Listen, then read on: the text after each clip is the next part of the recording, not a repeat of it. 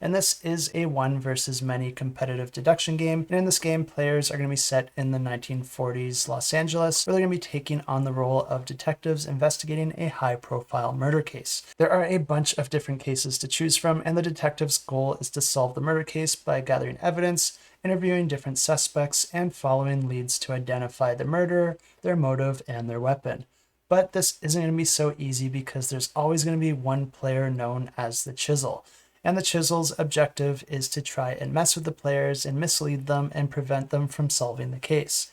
But the game's played over a series of rounds, with each round having an investigation phase and then a chisel phase. During the investigation phase, players will be able to gather information, interview suspects, and follow their leads. But essentially, they're going to be getting all this information from the player acting as the chisel. So the players are going to have to decide whether or not they want to accept that chisel's answer. If the answer that the chisel gave you just doesn't seem right, you can choose to call their bluff. And if you are correct, you're going to be gaining tokens that gives you leverage in future investigations.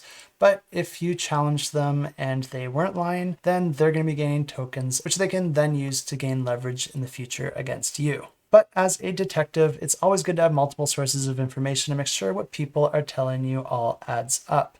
So this means that your only source of info doesn't have to be just from the chisel. You can actually bribe other players to have them give information that they might have figured out, or you can also pay snitches to spy on the other players and intercept information that they might be gathering from the chisel themselves. But after the investigators phase, we move into the chisels phase, and this is when they're going to be adding some more information to the board, responding to some of the actions that were taken, but choosing between a few different options and deciding how they want to present the information so that it is as misleading as possible. The game ends once a detective has successfully solved the murder, and then that detective would win the game, or if all the detectives fail to solve the case within a certain number of rounds, then the chisel is going to be winning instead, and the killer is going to escape. But like I said, this game offers a bunch of different cases to choose from, but once you've played one, you likely won't want to play it again unless you are playing as the chisel. So this new expansion is going to be adding a whole bunch more to the mix,